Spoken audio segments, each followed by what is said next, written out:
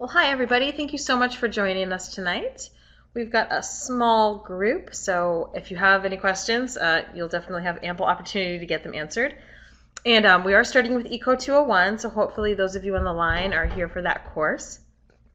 And we don't have a ton to cover tonight because you guys have already, hopefully, done all three of your milestones, which covers the entire final paper.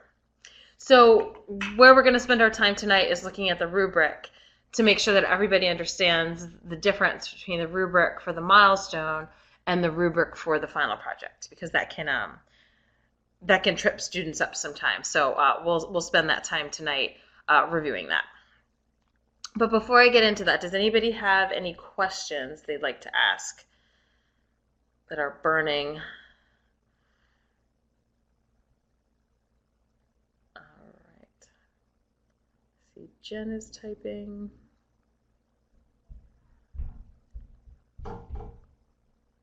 And also, I apologize if you can hear my kids. It's basically the summer solstice, and the sun is not even close to down yet. And it's really hard to get them to bed on time when it's so bright out. So they're still running around upstairs. So Jen asks, should we be making any big changes to what we've already handed in? Well, that really depends, Jen. So I'm answering you, but I'm also answering other folks who are on the line or who are going to watch the recording. You may need to make big changes if you didn't score well on your milestones, and you still might need to make a decent amount of changes, even if you did score well, but you want to move up from proficient to exemplary. So that's a lot about what we're going to talk about tonight. So it's possible to get a perfect score on a milestone, but still have changes to make so that you move up to a perfect score for the final project. So the final project has additional expectations. Now, the nice thing is the template, which is what we go over when we do these calls. So if you use the template and you came to these calls or watched the recordings for the milestones, that set you up for the final draft, not just for the milestone rubric. So if you followed that and did a really good job according to what we talked about on the calls and what we go over in that template, then you might already be at exemplary in a lot of these critical elements. So in that instance, you might not need to do a lot more. In what we'll see, the difference between a perfect score on a milestone and a perfect score for the final, a lot of it is just making sure you have enough detail. So, but sometimes it's something very specific. So we'll highlight, the few where it's a very specific thing that you have to do versus just bringing in more research or more detail. But my guess is that in a lot of instances, you're already at exemplary if you scored a proficient on the milestone on a particular critical element. That's my long-winded way of saying it depends. And it really does. I mean, we have student work that really runs the gamut from not quite meeting the mark, so there's a lot of opportunity to make improvements there, to students who are very close to meeting the mark or completely meet the mark even for the final draft. So it's very much dependent on what your feedback looked like.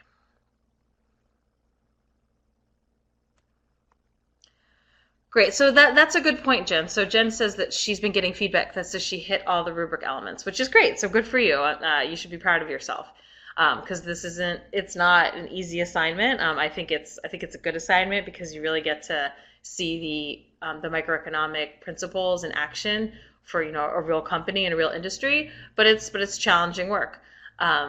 What I would say is, I don't know what kind of language your instructor used in the feedback. I know that with my students, I try to be crystal clear and say this element, on an element by element basis, is all set for the final. So that way for that particular element, you don't have to make any adjustments. I don't know what kind of language your instructor used, but that's the approach that I like to take. I still think unless your instructor is that clear, I would still do what we're doing here and review the rubric just to see, okay, did I do this thing that the final project rubric is asking for, that the milestone rubric didn't ask for?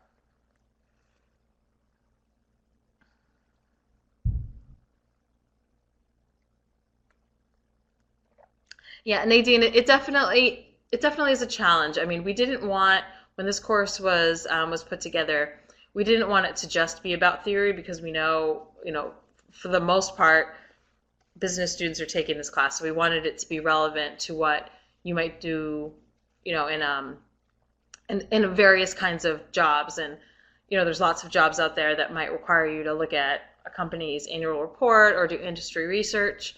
And you can see how your training in this will help you make sense of some of that. But you're doing it for the first time, so it's definitely going to be a challenge, because this is new to most of us, almost all of us. Maybe if you take accounting before you take this class, it might help with looking at the financial statements. But yeah, that's not usually the case. So it's definitely pushing students to try some new things that they haven't done before, and so we recognize that challenge. But in the end, I think students get a lot out of it. At least I hope, and can see how the information, the things that we learn about in this class are relevant in a business setting. Okay, well, let's get into it then. I don't see any other specific questions, and Jen's question covered a lot of things that I would like to hit on tonight, so that was very helpful. Thank you. So I'm going to scroll down. So this is just the outline. We talked about this in our first webinar. You know how it's broken down into the milestones, since you've done the milestones already. The milestones cover the entirety of the final paper, so you're not adding anything new. Unless for some reason you missed a milestone, or if you missed an element in one of the milestones, then you'll of course have to add that back in. But the milestones do cover everything. So at this point, you'll just be making adjustments based on the feedback you got and based on the new rubric language. So this is the rubric, and you'll notice, if you remember the milestone rubric, there were only 3 performance level columns. There was not evident, which is if you missed it, needs improvement, it means you didn't quite meet the mark, and proficient, which is you met the proficient level of performance. And that was on the milestone, that was 100%. You got full credit if you could hit proficient, because it's your first draft. For the final draft, we sort of move the goalposts in a way. Now that you've got the benefit of feedback, you've got the benefit of having the whole paper put together and nearly the entire term under your belt, you have opportunities to make improvements and move yourself to that next level. And that next level is exemplary. So now a proficient, if you're just performing exactly at proficient, that will be an 85%. So that's a B level. And then the exemplary work is what's going to get you full credit now. Some of these things are very specific, but in a way that sort of makes them easy to achieve. Okay, I just have to do this one very specific thing. Sometimes it's just about making sure you're including research or adding enough detail. So we'll go through some of the, I think, I like to call it, the low-hanging fruit of the elements, where it's easy for students to miss it, but if you don't miss it, it's very easy to execute. So like, oh, wow, if I just remembered to do that, it would have been very straightforward and simple for me. I want to make sure that I do it. So the first one that I like to point out is the first one. So introduction purpose. Now, this one at the beginning, we did this in week 2, and it really stresses a lot of students out. And for good reason. You're writing the introduction to your entire paper, but you don't know what the whole, you haven't done your research yet. You don't know what the whole paper is going to look like. So you had to be a bit vague, and that was okay, because our expectations weren't as high. But now if you read the exemplary column, you'll see that you need to use industry-specific language to establish your expertise. We could not have expected that of you in week 2, because you hadn't done all the research and you hadn't done all the writing. But now you can. So now you're going to incorporate some industry-specific language, making the purpose of your paper specific to your company and your industry, whereas before it might have been a little bit vague. And you can add some detail to some of what some of your conclusions are going to be. So, in a vague way, we all know what the paper is going to be about. I'm going to do a macroeconomic analysis of this company. A microeconomic analysis of this company. I'm going to look at supply and demand and price elasticity, everything that's outlined in this guidelines here. And then I'm going to use that to make some recommendations for the company. but you didn't know what those recommendations were going to be, and you didn't know a lot about the industry. But now you know both of those things. So that's where we're looking to see you add in some specific language and expertise. The next one that I want to point out, so the next few are the general ones, just making sure you're adding enough detail and, examples, research. That's just, if you did a good job, but you feel like, I didn't really give examples, I was just kind of giving an overall picture, this is where you would come in and add examples or add detail. But the next one that's a bit specific is the first price elasticity of demand. So that's here at the top of the screen. So you'll see that for the exemplary column, it asks you to analyze the available data and information and justify how the price elasticity of demand for the firm's product was determined. So when we talked about that in our Milestone 2 webinar, I did encourage students to include research because I think it helps you just overall, but it also gets you to exemplary. So if you look at the exemplary column here at the top of the screen, it says meets proficient and uses research to illustrate claims. So if you can use research about, the price elasticity of demand for your product in general. So if you're doing Sam Adams, you could find price elasticity of demand for beer. This is research done by professional economists, professional researchers. They're in a position where they can do that kind of analysis, whereas students in this class, we just haven't developed those tools to do that kind of in-depth analysis, which is why we're going to leverage their research. So if you haven't included that already, I would find ways to include that now. And for most industries, I've been able to find price elasticity of demand for the general product or service very easily. There might be some where you have to dig a little bit more, but and certainly for all the companies on our suggested companies list, they're all fairly easy to find out there somewhere. And the next one is also one that I want to highlight. So this one, to get to exemplary, you need to review all factors of price elasticity of demand. So our textbook goes through five specific determinants of price elasticity of demand. So on your milestone, you might have focused on maybe the most important two, let's say, but to get full credit, you'll want to explore each of them. And some of them might play a small role, but you'll address that and you'll talk about it in order to get to exemplary here, if that's your goal. All right, I see maybe a question coming in.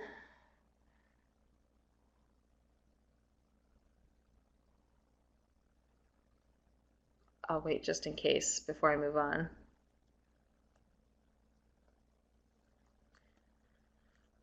Jen asks, would that be product specific at that point?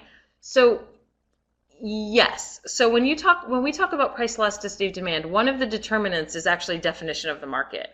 So, if you're doing Levi's, that's not on our company list, but I suppose somebody could do Levi's if it's a publicly traded company. Levi's is a particular brand of blue jeans, right?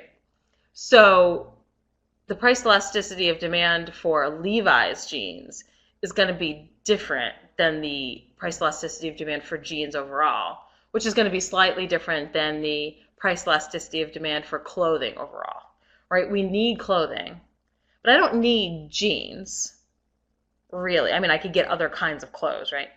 And I certainly don't need Levi's jeans. I might really want them, but I don't need them. So they're different. The way that customers react to price changes as you narrow the market, as you define the market more narrowly, changes, and that's covered in our textbook. So that's actually one of the factors. So you can discuss that in your paper. Yeah, I was going to say I've never seen a Levi's paper, so it's probably private, but it's a good example for price elasticity of demand.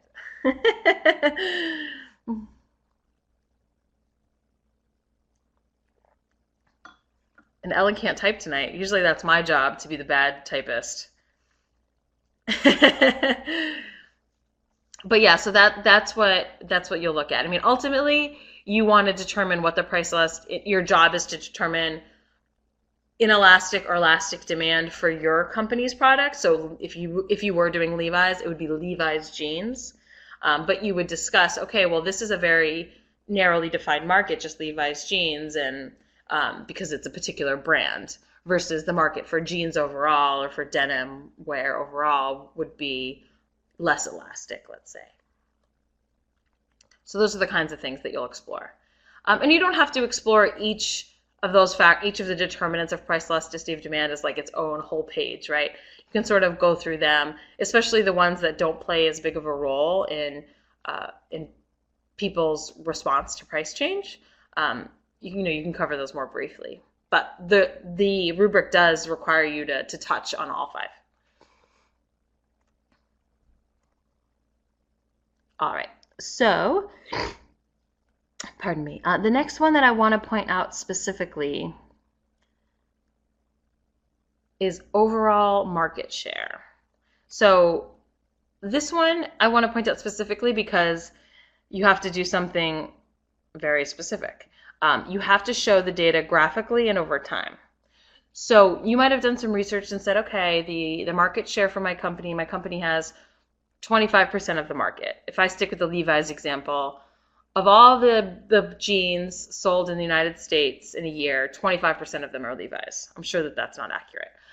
It's probably a lot less. But let's just say that that's the research that you found, and great. And then maybe another jeans company, I can't think of a good, Lucky Brand jeans, maybe they sell 10% of the market, and so on and so forth. So you find a couple of the top competitors, and you just, you talked about it in your paper. To get to exemplary, you need to show that in a graph, which if you've got the numbers already is very easy. So this is exactly what I mean when I talk about low-hanging fruit, right? You've already got the data. You're just going to ideally plop it in a pie chart. You could do a bar chart too. That could look pretty good. Usually when we talk about shares, we do shares of a whole. We would do a pie chart, but you can decide what's best for the data that you have. But then the other key piece is over time. So for some of you, finding annual market share data is going to be simple. Airlines, automobile companies, that's very easy. In other industries, it's not quite as easy to find it for reliably for every single year. So you might be able to find it for a couple different years, and then you can just compare at least those 2 years. And the reason that we're asking you to do that, and we talked about this in the last webinar, is that it really shows you the trajectory of the industry and what that means for your company. So is your company gaining or losing market share? And who are they gaining it from, or who are they losing it to? So those are some important questions that if you only had 1 year of data, let's say you had 2016 data, you wouldn't know. You wouldn't know if this great news for your company or is this terrible news? Because you have to have another point in time, at least one other point in time for comparison. The more you have, the better, because that would really truly show a trend. But we encourage students to at least get 2 years of data to show that over time. I'm glad to hear that, Kalina. A lot of students miss out on that, and for the most part, it can be pretty straightforward and easy. But everybody, I think, ends up focusing on different things, and that's just why I like to point it out, because I don't want anyone to have the information and then just not do this one little thing of putting it in a graph and finding 1 more year of data. Toys, yeah, I could see that because it's such an oddball category. I mean, there's so many different kinds of toys, but you could compare market cap, so the size of Hasbro versus another big toy company, whatever the other big one is. Actually, I've had a student a while ago do one of the big toy companies, and in the end, she did a pretty good job. But yeah, I can see how the data is hard to get. Yeah, I think she did do Hasbro. It was fun to read for me because it's all these games that you played with when you were a kid and stuff, and now my kids are playing with. But a little bit more challenging when the market is kind of this umbrella market of stuff. All right, so the next one that I want to mention is the overall market barriers to entry. So that's right after market share. And this one, again, it asks you to do something very specific. So, and that you might not, if you might not have brought this into your milestone if you were just looking at the milestone rubric. So you talk about the barriers to entry that exist in the industry that your firm is in. So sticking with our Levi's example, what's keeping anybody else from breaking into the denim market? All right, let's say you're a dress company. You make dresses, you make business clothes, but maybe you want to break into the casual clothing market. I want to make my own line of jeans. What's keeping me from doing that? Or you're a company like Victoria's Secret.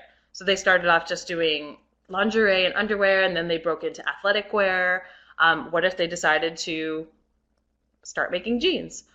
What might keep them from doing that? Or just somebody off the street, somebody who's went to design school. It's like, my dream is to start a denim company. What's keeping any of those entities from starting a competitor to Levi's? That's what you basically did in that section. But to get to exemplary, you need to give a specific example of a successful or failed entrant into the market. So that's what pushes you over the edge. Now, you might have lots of examples. You might, be only able to find one example. Usually it's easier to find successful examples because that's how we hear about them, because they're successful and now they're in the industry and we read about them and they exist. Sometimes we don't hear about failed entrants because if they failed, they might not exist anymore. But for the most part, students are able to do this. It's just a matter of remembering. So a lot of this one is just easy to forget to do.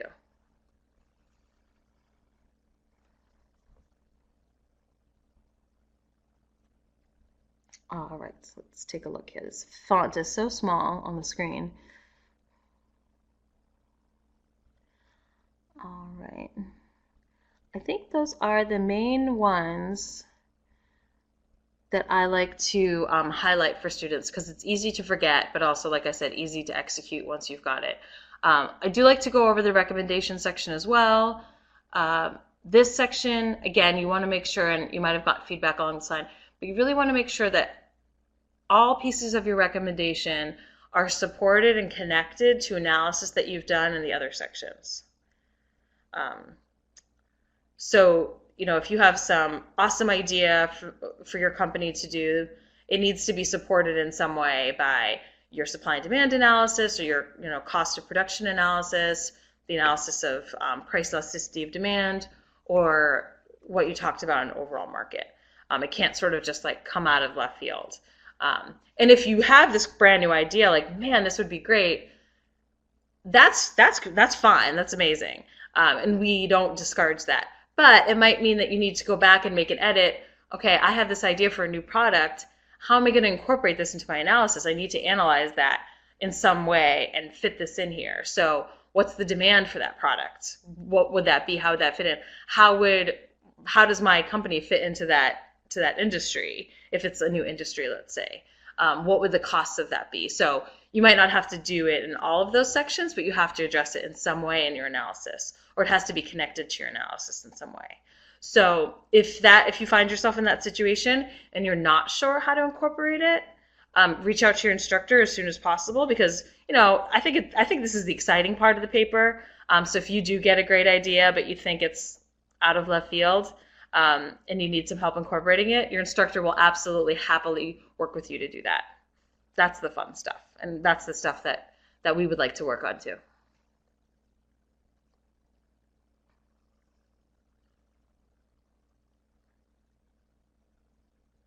So those are the specifics I want to go over. As always, make sure that you proofread your paper. Maybe have a friend to proofread it. That way, if they don't understand anything as well, even if it's not typos or grammatical mistakes, but they might say, this would flow better if you did this, or I don't really understand the section here. A lot of times, just having a second set of eyes and somebody who's not your professor can help with that. And of course, be mindful of citations. If anybody has been having any struggles with APA citations, we have a lot of resources within our class. We have an APA guide. Our Writing Center has its own YouTube channel, so you can check out their playlist, tons of APA resources. The Shapiro Library has lots of resources. But the key thing to remember is that all of your citations have two pieces. They have an in-text citation, and then they've got a reference listing. So just make sure that those all match up to one another. Yes. And yes, and the formatting in general. So you should have, the 1-inch margins, and don't mess around with the font or the size. That needs to be that's spelled out for you in the guidelines up here, which is Times New Roman 12-point font. So we'd like to keep that standardized. I'm ashamed to admit that when I was in school, they did not standardize this kind of stuff, and everybody would fuss around with, well, what font am I going to do so I can get an extra page into my paper? This makes everything much more straightforward. Yeah, it's not our shining moments as college students. I can say now, looking back on it, but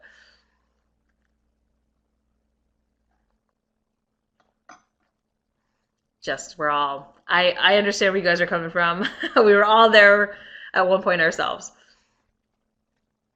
But any other questions? If you question about any particular piece, or maybe feedback you didn't quite understand, if you really are having trouble understanding your feedback, it's only Wednesday, so I would start a dialogue with your instructor as soon as possible. So I know most of us have time on the weekends in general, so if you plan to put in some time on the weekend to make all the edits to your paper, you can get that conversation started with your instructor now to clear up any misunderstandings about, okay, what does this piece of feedback mean, so that you can make sure that you incorporate it correctly over the weekend before you submit.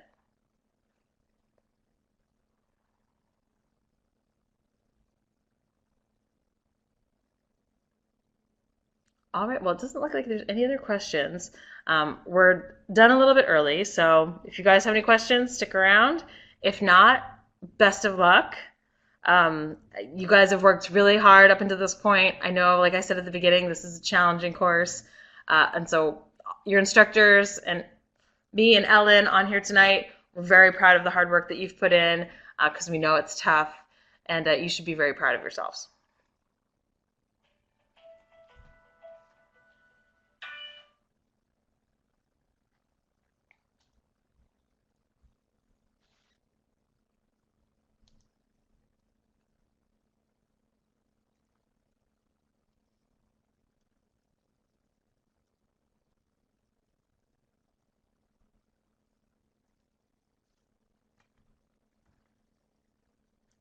All right, have a great night, everybody. Thanks so much for coming.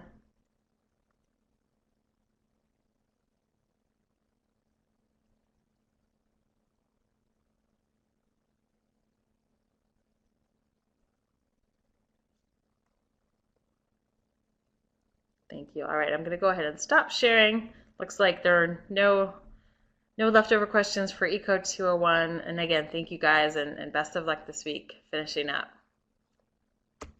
And I will pull up our Eco 202 stuff, but give us a couple minutes for those Eco 202 students who are going to join us right at 9 o'clock.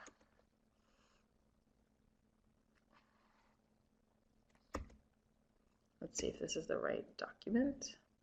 Yes. There we go. Oh, darn it.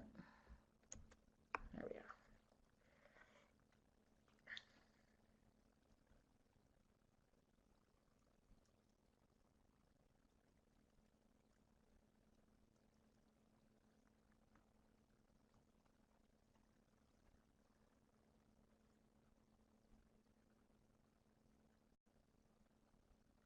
Ellen, this is very bittersweet for me. It's my last webinar.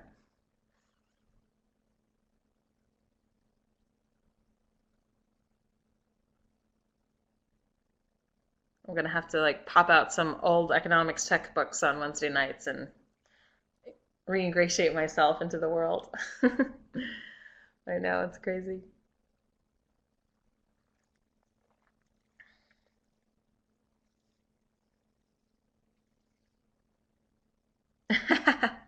No, I still love reading about econ. I just won't get to do this anymore.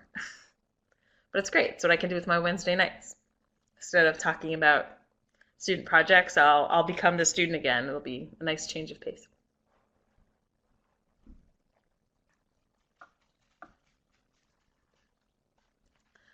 All right, so hopefully everyone on the line is here for eCode 202. It is 9 o'clock, so we'll go ahead and get started, even though it's just a small group of us. Thank you guys so much for coming. Tonight we're going to talk about the four additional critical elements that you need to add to complete your final project. So in this class, we didn't cover foreign trade until week 6. So we couldn't include that in the milestones. So the milestones were due week 2, week 4, and week 5.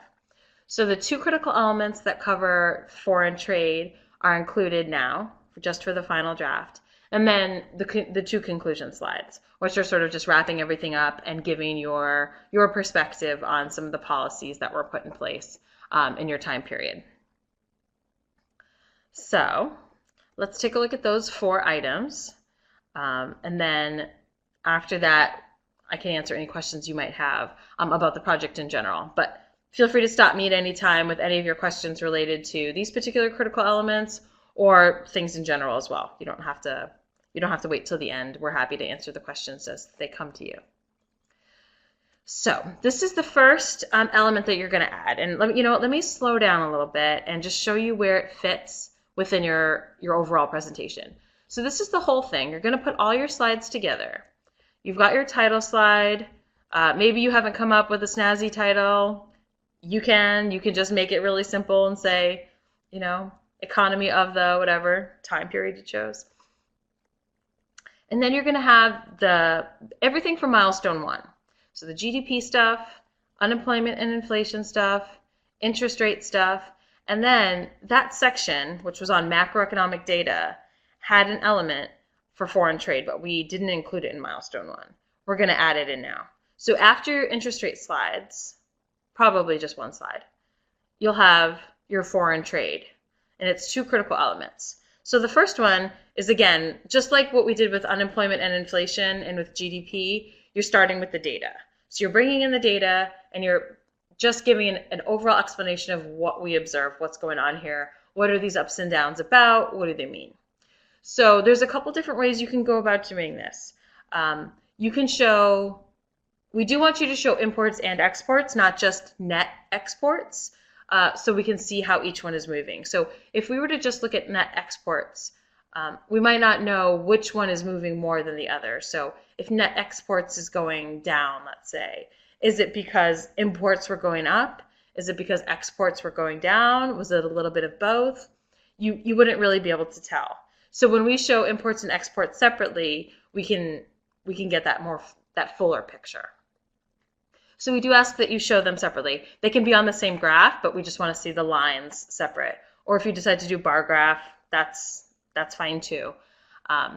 So there's 2 ways you can show them. You can show them in real inflation-adjusted dollars, or some students, because of the kind of story they want to tell, they want to show it as a percentage of GDP. Most students just show it in inflation-adjusted dollars. So that's absolutely fine. So once you've got the data, like I said, you're going to sort of just discuss what's going on and what's a little bit of what's driving what we see. You can make connections to the overall economy, to the exchange rate, things like that. And we've got links here to get your data. And then you'll also want to address how the models are related to foreign trade. Now, some students are able to fit this all into 1 slide. Some students, like I have them here, keep them in 2 separate slides. That's really up to you. So when you apply the models, we really want you to look at, you don't have to look at all the models, but you have to at least apply 1 model.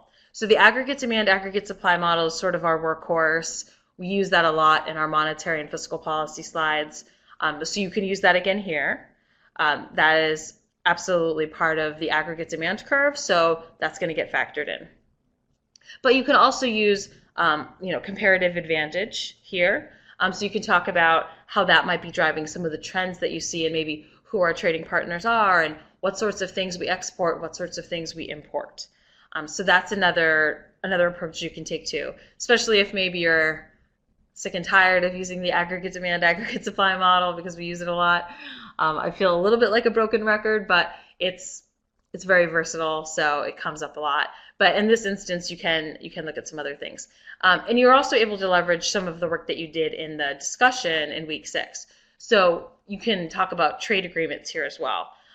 So that's not specifically related to a model, but a lot of our trade agreements are about the idea of free trade in general. So that sort of macroeconomic theory that there are gains from trade, and that's why we have trade agreements to reduce trade barriers, and that will lead to long run higher economic growth. So it is connected to trade, and we talk about economic growth this week as well. So that's something that you can incorporate, and that's how you would connect trade policy to some sort of macroeconomic model or theory. So those are some of the options that you have here. Any questions about those before we move on? Has anybody had any trouble finding import and export data or trade agreement information? I think we've updated all the links. I know that a couple terms ago the links weren't working ideally, but they should be updated now.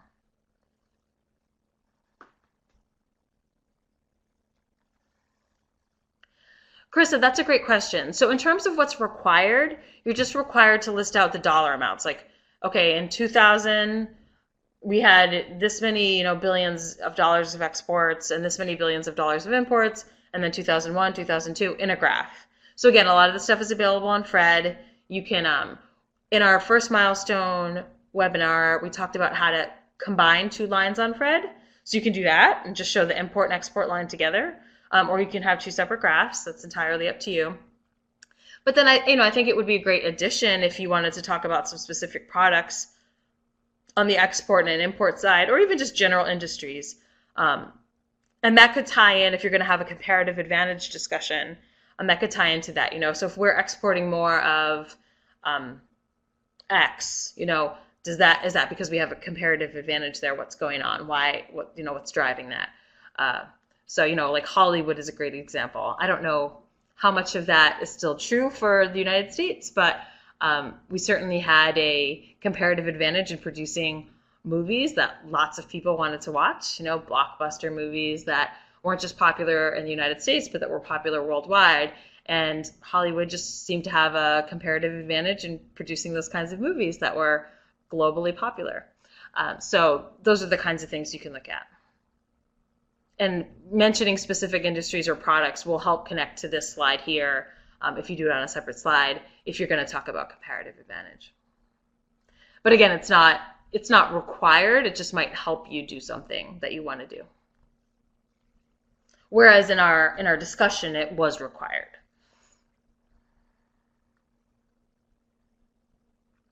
So Mike, that's a great question. So Mike asks, is it a good indication of a comparative advantage if a country has a tariff on our export? I would say not necessarily. Sometimes countries have tariffs because for whatever reason, they are trying to protect their industry. Now, compared to that country, if we can produce it more cheaply, we might have a comparative advantage. It doesn't mean we have a comparative advantage globally. So, when you're looking at one-on-one trade, that's different than if you're looking at trade globally.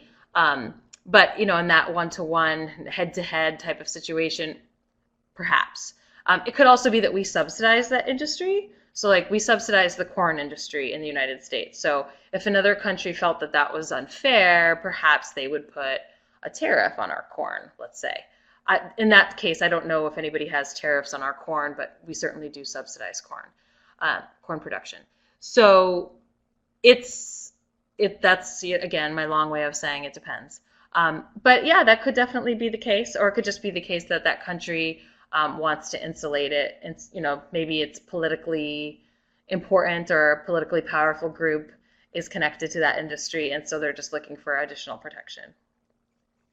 But I think what you're trying to say is if it's cheaper from the United States, then we must have a comparative advantage. And that general line of thinking I would say, is accurate.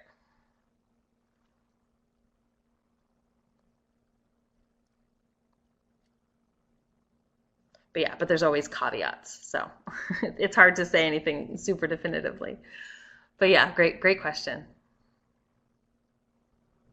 And yeah, and that's another thing, and I didn't mention, you can absolutely look. So our trade agreements, are always kind of a two-way street. But if there is something significant where a country put a tariff on a product that really has like a macroeconomic impact. So, we're looking at the macro economy here. If somebody puts a tariff on U.S., cranberries, right? It's very important to Massachusetts cranberry growers. I don't live too far from a lot of cranberry places down here, but it's not going to drive our total export numbers, right? Even though it's definitely going to affect the people who work in that industry. So I wouldn't want you to get too bogged down on, that was a pun. I wouldn't want you to get too caught up on, a specific tariff if it doesn't have a bigger macroeconomic effect. But if you're looking at tariff rates in general, those can tend to have a macroeconomic effect. I didn't even mean to do that. I'm glad that you got it though, Ellen. Okay, so any other foreign trade questions before we move on?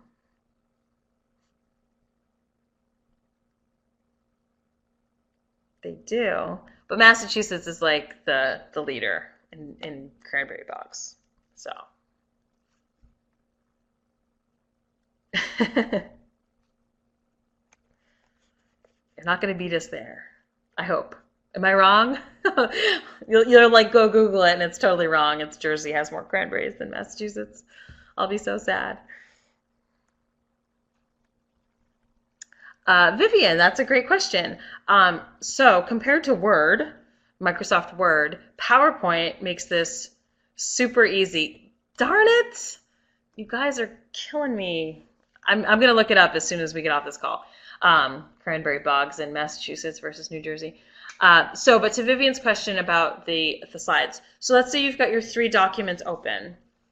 Let's just say you start with your first one, milestone 1, and you want to take in the ones from milestone 2. So you can copy paste. So you click the slide on the left-hand navigation pane, or you can navigate to each slide. So you click on it, and then you Control C, or you can you can use the on your mouse pad, right click and copy. There's a couple different ways to do it, but you copy it, and then you go to the milestone 1 file, and then you click your mouse again on that left-hand navigation. You click it where you want the slide to be on that left-hand navigation pane, and you just Control V, or however you paste, whatever is most comfortable for you.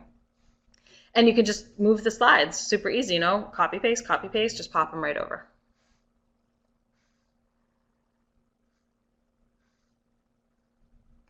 Wisconsin's so big. Okay, then what about like per square mile?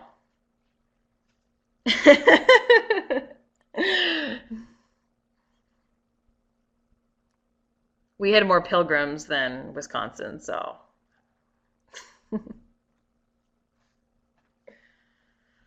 Some claim to fame. Oh well.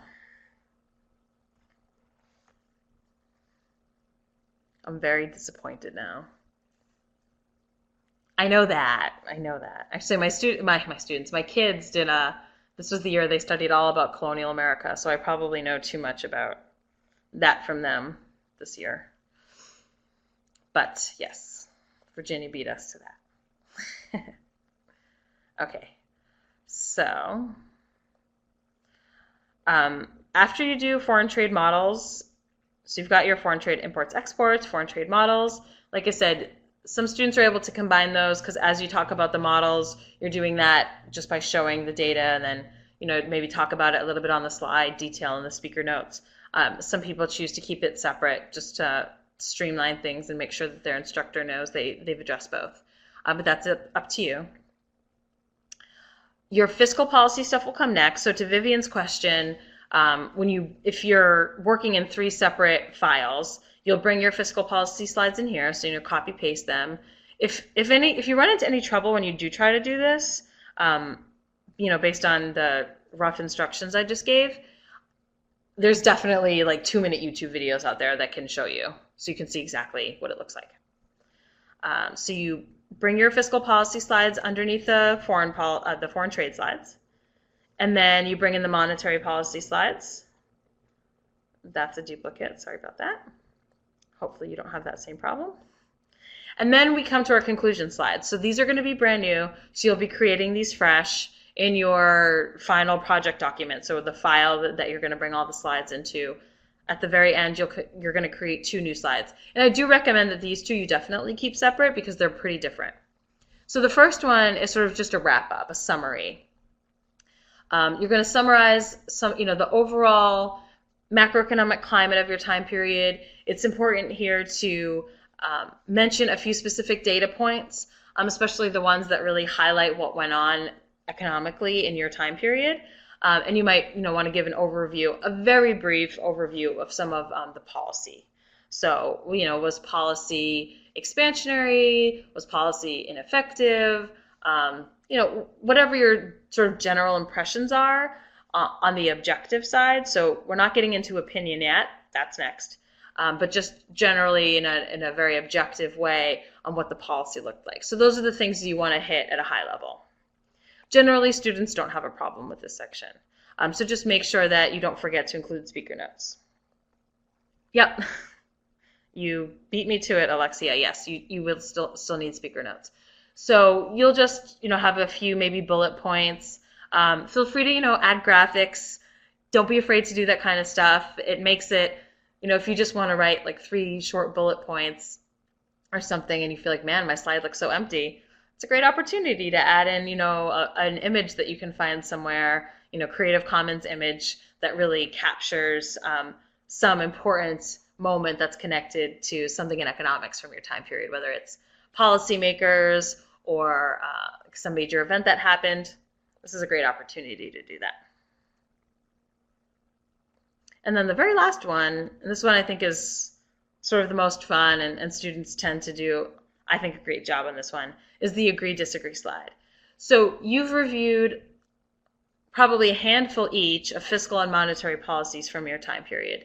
And now is your chance to talk about, did you think that those were good choices based on how it went?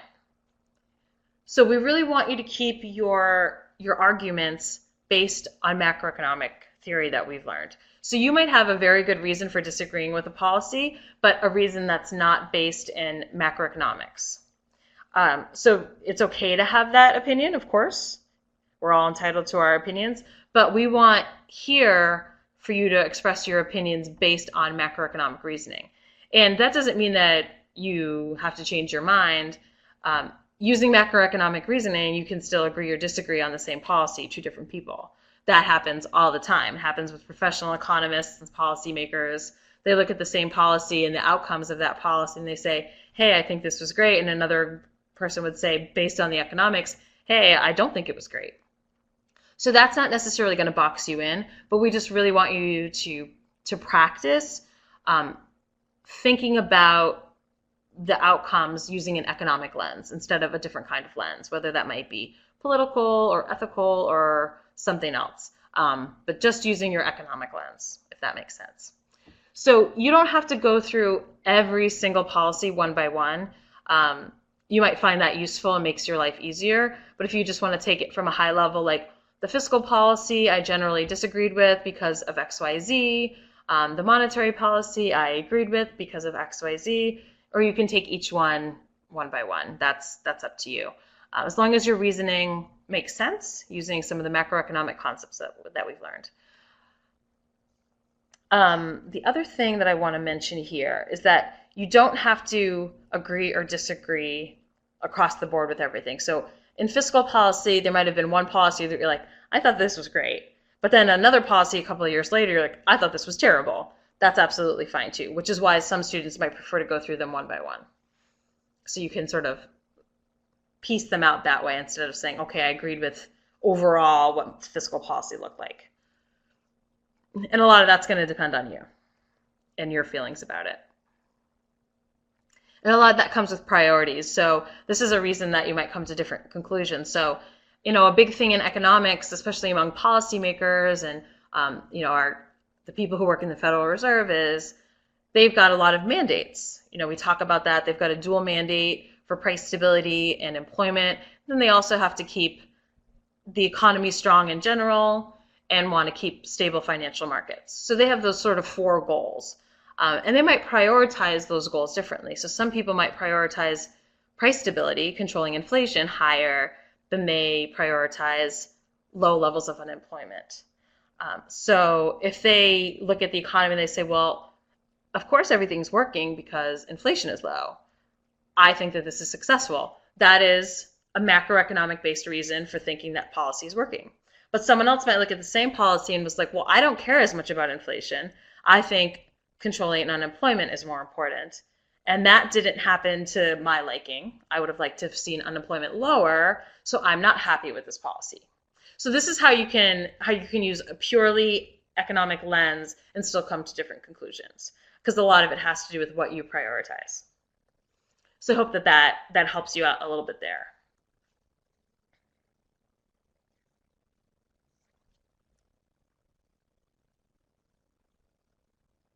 All right, I don't see any other questions. Excuse me. All right, we have a few minutes left. So if there are truly no more questions that are specifically related to this document, I want to pop into the guidelines and rubric document and show you about the difference between the rubric for the final project and the rubric for the milestones before we say goodnight. All right, awesome. Thanks, Carissa. Okay, so let me bring that up. And this will just be brief because I know it's late. And I know you guys have a few new slides to work on, so I don't want to keep you too long on other things, but this will be helpful as a reminder. Okay, let's see if this is the right one. I believe it is. Yes, okay, so here we go. So this is the final project guidelines and rubric. So we went over this in Module 1. I'm sorry, well, you went over it in Module 1, you should have anyway, ideally, to answer your discussion, your first discussion. But we also covered it in our Milestone 1 webinar. But if you scroll down, so you'll see this is the sort of outline of the entire project. And if you scroll down, you'll see this is the grading rubric. And this grading rubric looks a little different than the Milestone rubric. The Milestone rubric only has 3 performance levels. This one has 4. So you'll see we have not evident, needs improvement, proficient, and now exemplary. There was no exemplary on the Milestone rubric. So proficient was 100% score, but now it's only 85%. So the reason being is because it makes the milestones lower stakes. You don't have as much time and you don't have any feedback at that point under your belt. So this is an opportunity for you to improve. And now because of that, the expectations are adjusted, keeping that in mind. So if we had these guidelines in place, these expectations in place in the milestones, it would have made the scoring not as fair, let's say, because you weren't quite ready to get to that level. What makes you ready is now you've got almost the whole term under your belt, and you've gotten ideally feedback from your instructor where you needed it to make those improvements. So now you're in a much better position to reach that exemplary level if that's your goal. So my advice to all students is to, as you make edits to the slides you've already done, so you're going to add those few new slides that we just talked about, but you also need to edit the slides that you've already done based on your feedback. So you're going to look at the slides that you've already done, you're going to look at your own work, you're going to look at the feedback you got from your instructor, and you're going to look at the descriptors here. And you're going to say, based on what I see in my own work, based on what my instructors told me, and based on what I'm reading here, what do I need to change? So your instructor feedback is only part of it. Part of it is you need to look at, okay, what do I want to make better? How does my work compare to this rubric here? And then you're going to triangulate all of those things and say, okay, this is where I'm going to focus my efforts. Maybe you don't want to try and get a perfect score on everything. We get it, your time's limited, but this way you can say, okay, these are the areas, these are the slides that I want to improve. Because because I have the biggest opportunity for improvement, or I know exactly what I want to do here. I'm going to spend some time on these slides. So this is where you can sort of be in control of where you want to take your project, and you have the rubric here to guide you. So go through this. If you're at all confused, say, gosh, I got a proficient on this element on my milestone. Um, maybe I don't need to make any adjustments. Maybe I'm already at exemplary. I'm not sure based on what's in my work and based on what I see here in the rubric. I can't really tell if I'm there yet at exemplary. You can reach out to your instructor and ask them, and they'll be very upfront with you about it. So start that process as soon as possible. I mean, like I said, I know time's limited, but we do want to give you, this opportunity and reminder to make these adjustments so you can, bump up your grade. We don't want anyone to be caught off guard. It happens a lot. Students say, well, I did so well on my milestone. I got all these perfect scores, but then it wasn't perfect for my final draft. And it's because they didn't make that jump from proficient to exemplary. So we're letting you know this now, and you can, go through your work and decide where you need to make adjustments.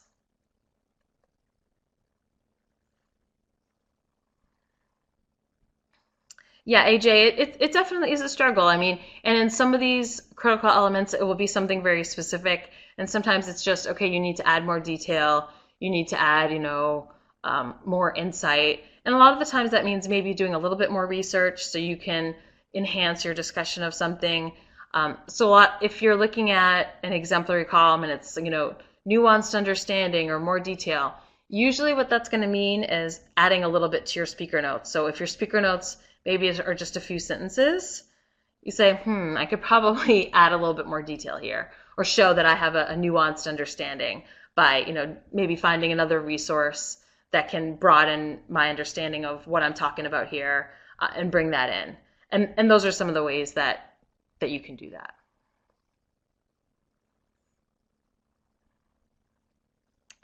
Yeah, that can definitely happen, Michelle. And you know what?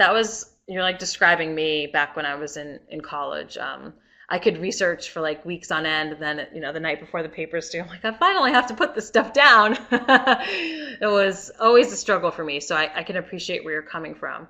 Um, at the end of the day, what your instructor wants from you is a thorough analysis, and to show that you can make the connections with what happened to our macroeconomic models and the macroeconomic theory and the other concepts.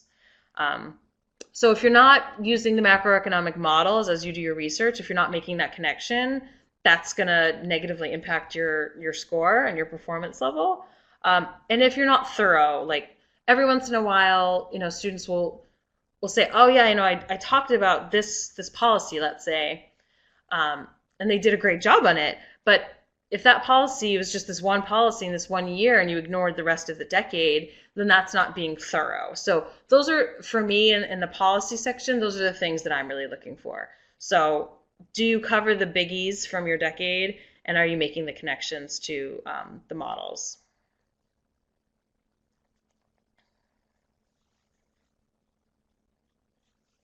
Yeah, I think students could probably spend more time discussing how the models relate to the policies they find, and less time on the research.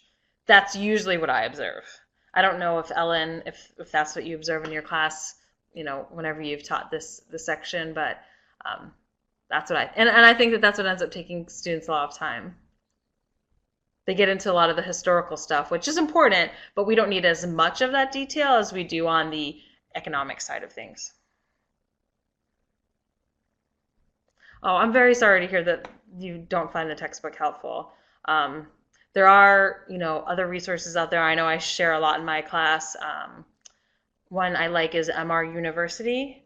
So that's professors from George Mason University have sort of set up this free online space where they make a lot of their own videos, and they have macroeconomics content that I like to share with my students in addition.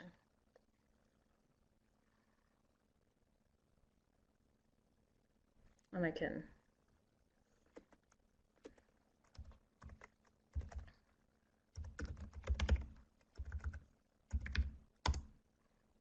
that's the name of it, if anybody's interested.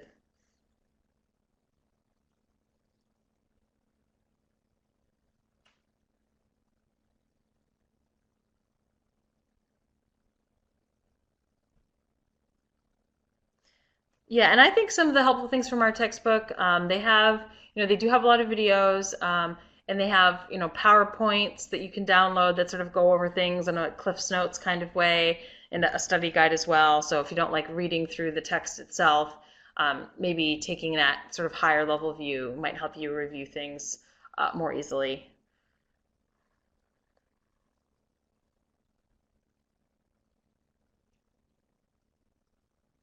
The PowerPoints are nice because you can print them out and sort of glance at them here and there. And sometimes it just takes looking at the stuff a bunch of times over and over again. And you look at it, doesn't always make sense. You go to bed, the next day you wake up, you look at it again, you're like, it's making a little bit more sense now.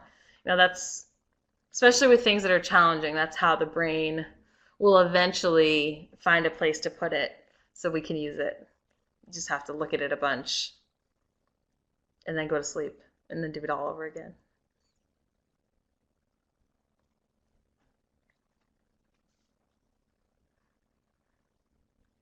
All right, well, we are at 9:30, so if there aren't any other questions, I will let you get back to your evenings, but I'm happy to stay on if anybody has any more questions they'd like to go over.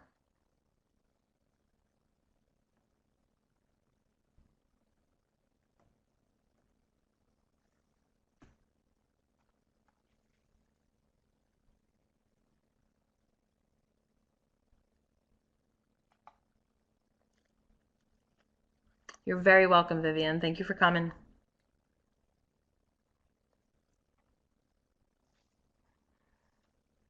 Absolutely, it's our pleasure. Thank you guys. Have a great night.